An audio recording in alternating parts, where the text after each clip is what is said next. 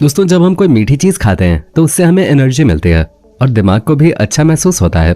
लेकिन इसके बावजूद भी ऐसा क्यों कहा जाता है कि इंसान को ज्यादा मीठा नहीं खाना चाहिए? आखिर मीठी चीजें हमारे शरीर के अंदर जाने के बाद किस तरह से असर करती हैं? और सबसे बड़ा सवाल कि इसका मेटाबॉलिज्म कैसे काम करता है। आज इन सभी चीजों के बारे में बात करेंगे, बस हमारे साथ इसी तरह बने रहें। दोस्तों, सबसे पहले तो आपको ये बता दें कि कोई भी मीठी चीज जिसे हम खाते हैं उसे बायोकेमिस्ट्री की भाषा में कार्बोहाइड्रेट कहा जाता है और पचने के बाद यही कार्बोहाइड्रेट अलग अलग परिवर्तित हो जाता है। जैसे ही हम कोई मीठी चीज खाते हैं तो हमारे शरीर के अंदर जाने के बाद वो अपने सबसे सिंपलेस्ट फॉर्म ग्लूकोज, ग्लैक्टोज और फ्रुक्टोज में टूटकर हमारी आंतों से ऑब्जर्व होकर हमारी ब्लड वेसल्स में चली जाती है। अब इसमें से जो ग्लूकोज और ग्लैक्टोज है वो तो सोडियम डिपेंडेंट ग्लूकोज इंपोर्टर के जरिए एंटेरोसाइट में पहुंच जाते हैं और जो बचा फ्रुक्टोज है वो GLUT5 नाम के ट्रांसपोर्टर के जरिए एंटेरोसाइट के अंदर प्रवेश करता है और फिर ये तीनों ही ग्लूकोज, ग्लैक्टोज और फ्रुक्टोज GLUT2 नाम के ट्रांसपोर्टर से होते हुए हमारे ब्लड वेसल में मिल जाते हैं। अब आप सोच रहे होंगे कि कार्बोहाइड्रेट इन 3 अलग अलग पार्ट्स में क्यों डिवाइड हो जाता है। तो दोस्तों, जितनी भी मीठी चीजें हम खाते हैं वो तो कार्बोहाइड्रेट में आते हैं, लेकिन हमारे द्वारा खाई जाने वाली मीठी चीजें अलग अलग प्रकार की होती हैं। अब जैसे कि जो फ्रुक्टोज है वो हमें फलों से प्राप्त होता है, यानी कि फल शरीर के अंदर जाने के बाद फ्रुक्टोज में बदल जाते हैं। ग्लैक्टोज की बात करें तो यह हमें दूध से प्राप्त होता है, यानी कि दूध या फिर इससे बनने वाली चीजों के अंदर के मिठास ग्लैक्टोज में बदल जाते हैं। और जो ग्लूकोज होता है वो हमें चीनी, चावल, गेहूं, सब्जियां और बाकी की हाइड्रोकार्बन वाली चीजों से प्राप्त होता है। अब ब्लड के अंदर पहुंचने के बाद कार्बोहाइड्रेट की ये तीनों ही सिंपलेस्ट फॉर्म सीधा नसों से होते हुए हमारे लिवर के अंदर पहुंचती हैं, जहां पर इन तीनों ही कार्बोहाइड्रेट के अलग अलग फॉर्म का मेटाबॉलिज्म होने लगता है। यानी कि ये जो तीनों ग्लूकोज, ग्लैक्टोज और फ्रुक्टोज हैं, इनका मेटाबॉलिज्म लिवर के अंदर अलग तरीके से होता है। सबसे पहले बात करते हैं ग्लैक्टोज के, क्योंकि अब GLUT2 के जरिए ग्लैक्टोज लिवर के अंदर पहुंचता है तो ये ग्लैक्टोज बहुत सारी अलग अलग प्रकार की क्रियाओं के द्वारा ग्लूकोज में बदल जाता है, जिसे ग्लूकोज 1 फॉस्फेट कहा जाता है। और फिर एक्सेसिव ग्लूकोज ग्लाइकोजेनेसिस प्रोसेस के जरिए ग्लाइकोजन में कन्वर्ट होकर स्टोर कर लिया जाता है ताकि ये बाद में हमें एनर्जी दे सके। लेकिन जब इसी ग्लैक्टोज का मेटाबॉलिज्म हो रहा होता है तब 2 और प्रोडक्ट्स इसके मेटाबॉलिज्म से बनते हैं, जिसमें से एक होता है गैलेक्टोनेट और दूसरा होता है गैलेक्टिटोल। ये दोनों ही हमारे गट के बैक्टीरिया को फीड करने में मदद करते हैं। लेकिन जब ग्लैक्टोज के मेटाबॉलिज्म में गड़बड़ी आती है तो यही गैलेक्टिटोल हमारी आंखों में इकट्ठा होने लगता है, जिसका परिणाम मोतियाबिंद के रूप में देखने को मिलता है। इतना ही नहीं, इसके मेटाबॉलिज्म की गड़बड़ी से बच्चों में मानसिक विकास का विरोध, सीजर्स जैसी कई सारी अलग अलग प्रकार की खतरनाक बीमारियां घर करने लगती हैं। यानी कि अगर इसका मेटाबॉलिज्म सही तरीके से हो रहा है तब तो अच्छा है, लेकिन अगर गलत तरीके से हो गया तो ये बीमारियों को न्योता देता है। और ये तो केवल एक कार्बोहाइड्रेट की बात हुई, क्योंकि अगर हम फ्रुक्टोज की बात करें तो दोस्तों इसका मेटाबॉलिज्म भी काफी अनोखे ढंग से होता है, जहां GLUT2 ट्रांसपोर्टर के जरिए लिवर के अंदर फ्रुक्टोज पहुंचता है और लिवर के अंदर पहुंचते ही इसका मेटाबॉलिज्म शुरू हो जाता है। फ्रुक्टोज के मेटाबॉलिज्म से अंत में ट्राइग्लिसराइड्स का निर्माण होता है, साथ ही ग्लूकोज भी बनता है, जहां ग्लूकोज ग्लाइकोजेनेसिस प्रोसेस के जरिए ग्लाइकोजन में बदल जाता है, फिर इकट्ठा होने लगता है। हालांकि फ्रुक्टोज के मेटाबॉलिज्म के दौरान उसका एक बहुत बड़ा हिस्सा लैक्टेट में बदल जाता है, जिसे आम भाषा में लैक्टिक एसिड कहा जाता है।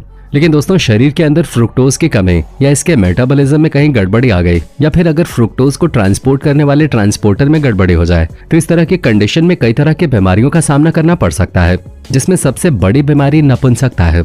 जी हाँ, असल में ये प्रैक्टिस हमारे शरीर में बहुत ही अहम भूमिका निभाती है। इसलिए अगर इसमें कोई दिक्कत आ जाती है तो शरीर से जुड़ी कई सारी बीमारियां तो होती हैं, लेकिन नपुंसकता जैसी चीज से भी गुजरना पड़ सकता है।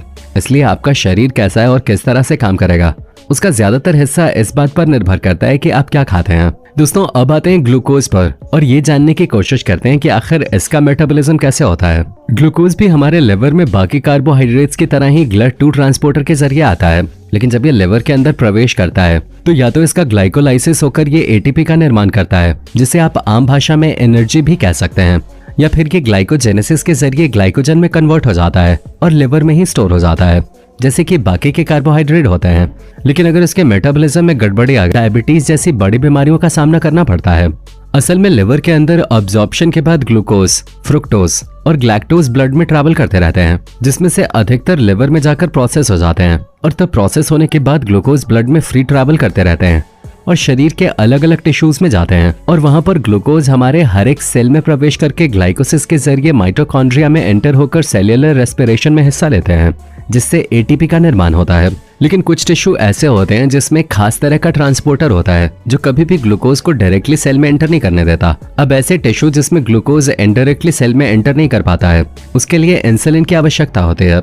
ऐसे स्पेशल किस्म के टिश्यू हमारे शरीर में मसल ऑडिपस टिश्यू में होते हैं, जिनमें ऊपर एक स्पेशल किस्म का इंसुलिन डिपेंडेंट ग्लूकोज ट्रांसपोर्टर पाया जाता है, जिसे ग्लट4 ट्रांसपोर्टर कहते हैं, जहां इंसुलिन आता है और इन सभी ग्लट4 ट्रांसपोर्टर को खोलता है, तब जाकर इनके अंदर ग्लूकोज प्रवेश कर पाते हैं। यानी कि अगर इन टिश्यू में इंसुलिन नहीं बनेगा तो ये ग्लूकोज ब्लड में ट्रैवल करता रहेगा और पेशाब के जरिए बाहर निकल जाएगा। इसका हमारी बॉडी के ऊपर कोई भी फायदा नहीं हो पाएगा और हमारी मसल्स को एनर्जी नहीं मिल पाएगी, और इसी कंडीशन को डायबिटीज कहा जाता है। आपने अक्सर देखा होगा कि जो लोग डायबिटीज से जूझ रहे होते हैं उनकी बॉडी में ज्यादा एनर्जी नहीं होती। वो लोग खाते तो हैं लेकिन खाया पिया उनके शरीर को ठीक तरह से लगता नहीं है।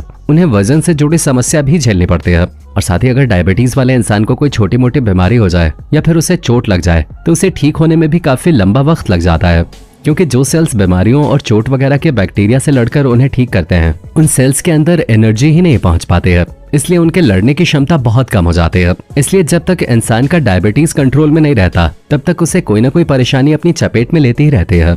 यानी कि दोस्तों, साफ शब्दों में कहा जाए तो जितना ग्लूकोज शरीर को चाहिए होता है उतना ग्लूकोज तो ग्लाइकोलाइसिस के सेल्यूलर रेस्पिरेशन के जरिए एनर्जी में कन्वर्ट हो जाता है। बाकी का बचा हुआ ग्लूकोज ग्लाइकोजेनेसिस के जरिए ग्लाइकोजन में बदलकर हमारे लिवर, हमारे मसल्स और हमारे एडिपस टिश्यूज में जाकर इकट्ठा हो जाता है। और ये तो हम आपको बता ही चुके हैं कि जो फ्रुक्टोज होता है वो ट्राइग्लिसराइड्स में भी बदल जाता है। इसी वजह से फ्रुक्टोज से बने ट्राइग्लिसराइड्स इस फैट सेल में जाकर इकट्ठा हो जाते हैं। जब शरीर को आवश्यकता होती है और शरीर में ग्लूकोज की कमी हो जाती है तब पैनक्रियाज से निकला हुआ ग्लाइकोजन हार्मोन इसी ग्लाइकोजन को दोबारा से ग्लूकोज में बदलकर हमारे शरीर को एनर्जी प्रोवाइड करता है। इसलिए आपने देखा होगा कि अगर कोई इंसान लंबे वक्त तक खाना नहीं खाता तो भी वो जिंदा रहता है, क्योंकि इसी प्रोसेस के जरिए उसके शरीर में जो इकट्ठा ग्लाइकोजन होता है वो ग्लूकोज में बदलकर उसे एनर्जी देता है। और दोस्तों, इतना ही नहीं, हमारा शरीर अपने आप को जिंदा रखने की पूरी कोशिश करता है। तभी तो जब शरीर में ग्लाइकोजन और ग्लूकोज दोनों की ही कमी आ जाती है तब हमारी बॉडी प्रोटीन और लिपिड से इसकी पूर्ति करता है, जहां प्रोटीन और लिपिड को ग्लूकोज में कन्वर्ट करके ये हमारे शरीर को एनर्जी प्रोवाइड कराता है, जिसकी वजह से हम चल सकते हैं, बोल सकते हैं, सुन सकते हैं और अपना काम कर सकते हैं। और अगर ज्यादा लंबे समय तक खाना न खाएं तो हफ्तों भर या फिर महीनों जिंदा भी रह सकते हैं।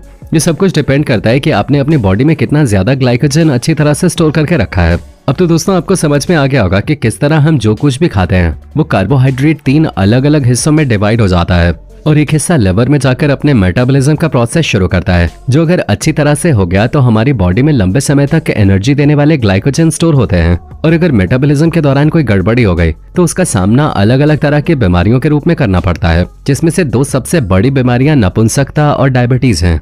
उम्मीद है आपको सब कुछ अच्छे से समझ में आ गया होगा। अगर हाँ तो वीडियो को लाइक करना बिल्कुल ना भूलें, और अगर आप इसी तरह की शानदार वीडियोस को लगातार देखना चाहते हैं तो चैनल को फटाफट सब्सक्राइब कर दें और बेल आइकन को दबाना बिल्कुल मिस ना करें।